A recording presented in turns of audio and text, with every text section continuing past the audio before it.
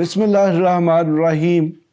मैं हूं doctor GM Chaudhary और by profession advocate supreme court of Pakistan हूं। आजकल चूँकि हमारे मुल्क में बहुत बड़ी बड़ी जो कानूनी महाज है उस पर डेवलपमेंट्स हो रही हैं, अदालतों में बड़े अहम किस्म के केसेस पेश हो रहे हैं। आप यकीनन ये सवाल कर सकते हैं कि एक अहम केस क्या होता है। तो जनाब, एक अहम केस वो होता है जो किसी बड़ी सियासी शख्सियत, किसी बड़े लीडर या किसी बहुत बड़े स्कैम या किसी बहुत बड़े केस से मुतल्लिक हो। हम वकला उसी केस को अहम समझते हैं। अदरवाइज़ देखें कि अदालतों में कत्ल के केसेस भी पेश होते हैं और यकीनन कत्ल से बड़ा जुर्म ज़मीन पर कोई नहीं है। लेकिन जो रूटीन के मैटर्स होते हैं, फ़र्ज़ करें बाज़ केसेस में 2-2, 4-4, 6-6 लोगों को भी कत्ल कर दिया गया है, लेकिन वो हाई प्रोफाइल केसेस नहीं होते। हाई प्रोफाइल केसेस वही होते हैं जो किसी ऐसे शख्स के मुतल्लिक हों जो एक शोहरत रखता हो, और फिर इस किस्म के शख्स को जब अदालत में पेश किया जाता है तो फिर यकीनन उसकी सिक्योरिटी या उसके स्टेटस को मद्देनज़र रखते हुए अदालतों में इंतज़ामिया को ऐसे इंतज़ामात करने पड़ते हैं कि जिसकी वजह से उसकी जान को भी महफूज बनाया जा सके और कोर्ट के अंदर जो नज़्म व ज़ब्त और डिसिप्लिन है और जो कोर्ट का डेकोरम है उसको भी मेंटेन किया जा सके। तो यहाँ पर आज जो मैं बात करने वाला हूँ, बड़ी दिलचस्प बात है कि कल से जब से इमरान खान को गिरफ़्तार किया गया, फिर अगले रोज़ जो हैं उनको नैब अदालत में पेश किया गया और वहाँ पर ये बताया गया जी कि उनको एक अल कादर ट्रस्ट केस है उसमें गिरफ़्तार किया गया है, जिसमें उन्होंने एक प्रॉपर्टी टाइकून जो है उससे बहुत ज़्यादा माली फ़ायदा हासिल किए। बल्कि ये कहा जाता है कि जिसमें कोई 500 कनाल से ज़्यादा ज़मीन हासिल की गई और जो प्रॉपर्टी टाइकून है उसको 50-60 अरब रुपए के करीब जो है माली फ़ायद फ्राहम किए गए। बहरहाल यहाँ पर जो बड़ी दिलचस्प बात है कि हमारा मीडिया, और मैं देख रहा था कि मैंने तकरीबन सारी जो अखबारात हैं वो मेरे पास जो मुल्क की जो बड़ी बड़ी अखबारात हैं वो मेरे सामने मौजूद हैं, तो मैंने इन अखबारात में देखा कि एक तो बहुत छोटी ख़बर जो है वो शाया की गई है और किसी भी अखबार ने, और ख़ास तौर पर मैंने देखा है कि हमारा जो इलेक्ट्रॉनिक मीडिया यानी कि जो टेलीविज़न चैनल है उस पर भी जो प्रॉपर्टी टाइकून है उसका नाम नहीं लिया जा रहा कि वो प्रॉपर्टी टाइकून आखिर है कौन। तो जनाब, यकीनन मैं तो एक लीगल प्रोफेशनल हूँ, हमारे पास कोर्टों के रिकॉर्ड में बड़े से बड़े लोगों के भी नाम आते हैं, उसमें साबका वज़राए आज़म भी होते हैं, बड़े बड़े ऑफिसर्स भी होते हैं या आला ओहदेदार जो हैं वो भी केसों में मतलूब होते हैं या उनके मुतल्लिक़ कार्रवाई होती है। तो हमें तो किसी से कोई डर नहीं होता। तो ख़ास तौर पर जो नैब अदालत में प्रोसीडिंग हुई तो उसमें जब अल कादर ट्रस्ट केस की बात की गई तो मैं चूँकि अल कादर ट्रस्ट केस जो है उसके मुतल्लिक़ थोड़ी सी मालूमात रखता हूँ, तो मैं आपको बताता हूँ जनाब वो प्रॉपर्टी टाइकून कौन है और उसका नाम क्या है। जनाब, वो प्रॉपर्टी टाइकून जो है उनका नाम मलक रियाज हुसैन है और यकीनन अब आपको याद आ गया होगा कि ये मलक रियाज हुसैन कौन है। जनाब, ये मलक रियाज हुसैन वही हैं जो बहरिया टाउन के मालिक हैं। बहरिया टाउन जो है एक प्राइवेट लिमिटेड कंपनी है जो कि security and exchange commission of Pakistan के साथ रजिस्टर्ड है और पाकिस्तान के जितने बड़े बड़े शहर हैं यानी कि जिसमें रावलपिंडी, इस्लामाबाद, जिसमें लाहौर है, जिसमें कराची है और आजकल शायद पेशावर में और पाकिस्तान के और मुख्तलिफ शहरों में बहरिया टाउन के नाम से वो अपनी हाउसिंग स्कीमें जो हैं वो शुरू कर चुके हैं। जनाब ये जो मलिक रियाज साहब हैं ये को ख़ानदानी तौर पर को बहुत बड़े को नवाब को बहुत बड़े को अमीर करीब या कबीर या फिर कारोबारी शख्स नहीं है। ये एक मैट्रिक पास शायद शख्स है, मेरी इत्तला के मुताबिक तो इनकी तालीम शायद मैट्रिक ही है, हो सकता है कि थोड़ा बहुत ज़्यादा हो, ये तो उन्हीं को पता होगा। लेकिन उनका रिकॉर्ड ये है कि वो पाकिस्तान आर्मी की जो MES ब्रांच है उसमें बतौर क्लर्क भर्ती हुए और कुछ अरसा वहाँ पर क्लर्की करते रहे और फिर उन्होंने साथ साथ ये प्रॉपर्टी से मुतल्लक या को पेंटिंग से मुतल्लक जो है उन्होंने काम शुरू कर लिया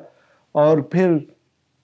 आहिस्ता आहिस्ता उन्होंने एक इदारा था जो कि बैरिया फाउंडेशन के नाम से जाना जाता है, ये पाकिस्तान नेवी का इदारा है, तो उनको कुछ ज़मीन चाहिए थी अपनी फाउंडेशन के लिए, तो उन्होंने इनसे कोऑर्डिनेट किया और ये उनको इस्लामाबाद और रावलपिंडी के कुछ इलाकों में उनके लिए ज़मीन ख़रीदते रहे हैं। लेकिन बाद में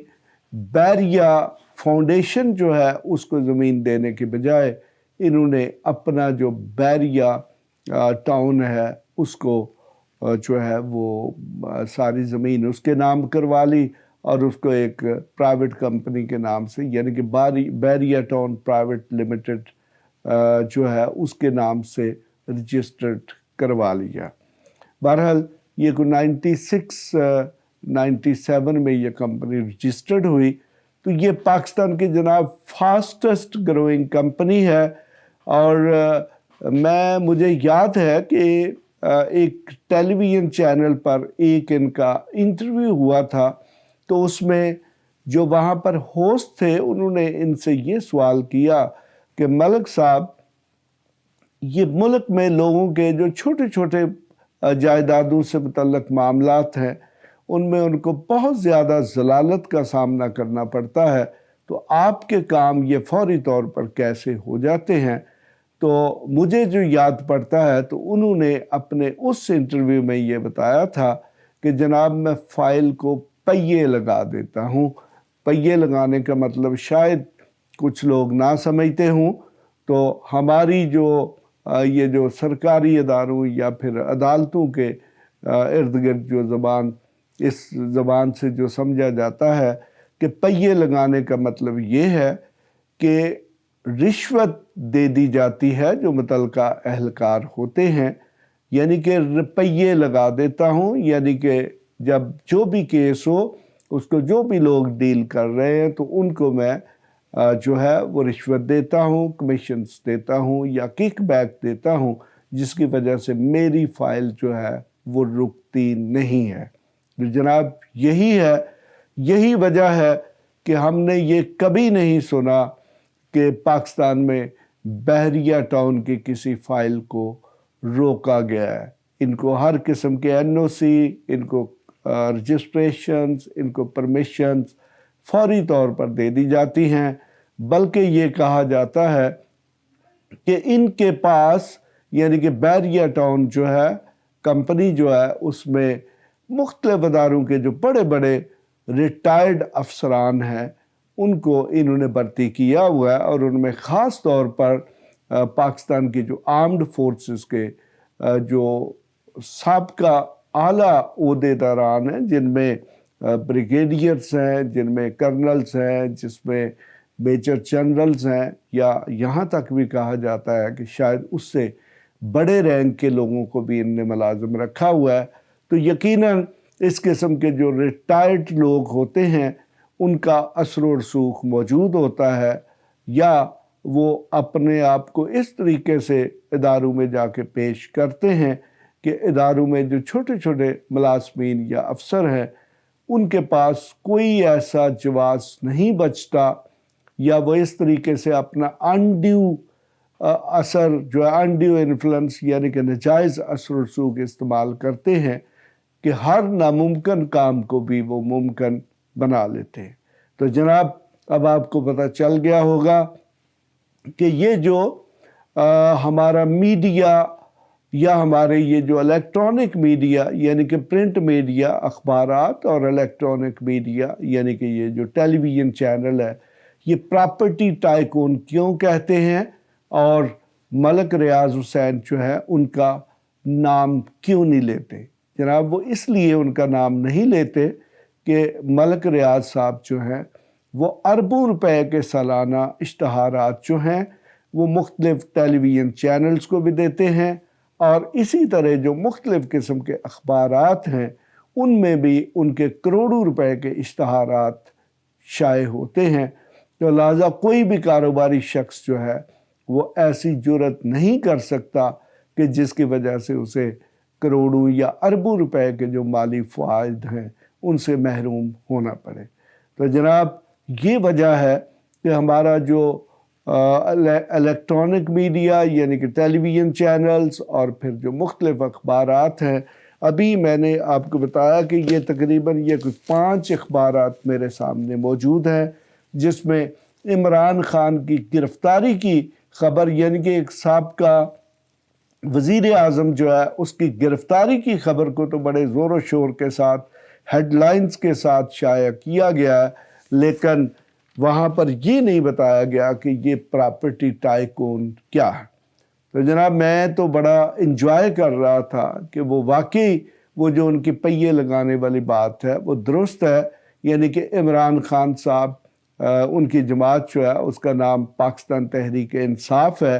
اور ان کا یہ دعویٰ ہے کہ وہ ملک میں انصاف کا بول بالا کریں گے، تو بالآخر وہ بھی ملک ریاض حسین جو ہے اس سے اپنے آپ کو نہ بچا سکے۔ تو آج ملک ریاض حسین یعنی کہ جن پر منی لانڈرنگ کا چارج تھا، جن کی دولت جو ہے یعنی کہ رقم جو ہے وہ NCA UK نے ضبط کی، وہ تو بڑے آرام سے اپنے گھر میں بیٹھے ہوئے ہیں، اور وہ شخص جس نے ان سے کوئی چھوٹا سا فائدہ لیا ہے اب اس فائدے کی صحیح جو مالیت ہے اس کا تعین تو اب نیب ہی کرے گا، یا گواہیوں سے یا ایویڈنس سے ہوگا، لیکن اس کا کوئی شخص نام بھی لینے کے لیے تیار نہیں ہے۔ اس کے ساتھ ہی میں اجازت چاہوں گا، خدا حافظ۔ ایسی مزید ویڈیوز دیکھنے کے لیے ہمارے چینل کو سبسکرائب کر لیں اور بیل آئیکن کو آن کر لیں تاکہ آپ کو ہر نئی آنے والی ویڈیو کا نوٹیفیکیشن ملتا رہے۔ اگر آپ کا کوئی بھی سوال ہو تو آپ ہمارے دیے گئے واٹس ایپ نمبر پر رابطہ کر سکتے ہیں یا کمنٹس کر کے اپنے سوال پوچھ سکتے ہیں۔